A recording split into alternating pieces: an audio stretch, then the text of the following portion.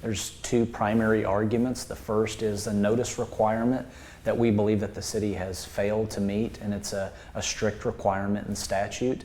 And then the other requirement deals with how data asset mining companies are treated compared to how data centers are treated by local municipalities. A lawsuit from Polaris Technologies is claiming a lack of notice and unfair treatment from the City of Muskogee.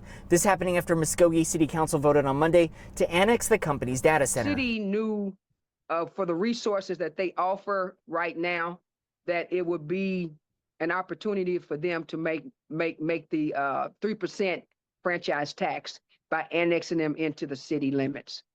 So they annexed it, in my opinion, for the money. The annexation vote on Monday requires Polaris Technologies to pay a 3% franchise fee, which Daniel Chipkauskas, who's representing the company, says isn't consistent with other franchise fees being collected by Muskogee. It's 3% of utility costs, okay?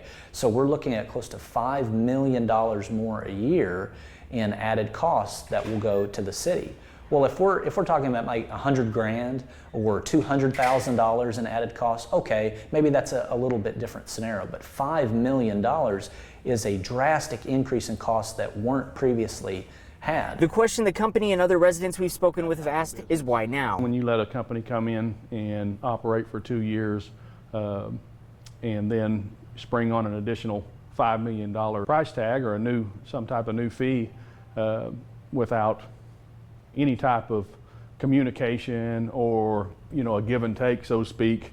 I don't agree with that way of doing business. I reached out to a couple of the city councilors asking for interviews, and they both directed us to the city attorney. But when I reached out to the city's communications manager, she said the city attorney is not doing interviews and that the city won't comment on pending litigation. But I did talk to a couple of former city councilors who are willing to weigh in. Former city councilor Tracy McGee says if she was still on the council, she would have voted no to annexing the company. I would have left it in the county and let the county take that exposure, because any litigation that the city brings in, then that falls on my back. I live in Muskogee, so I'm a taxpayer, so I'm responsible for the tax. But former city councilor Sean Raper says he would have voted in favor of the annexation. I think it should have been done years ago.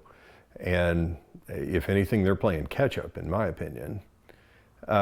There's been a lot of development there, and I think there's going to be more. Chipkauskas says the lawsuit was filed yesterday, and the first hearing will be on August 29th.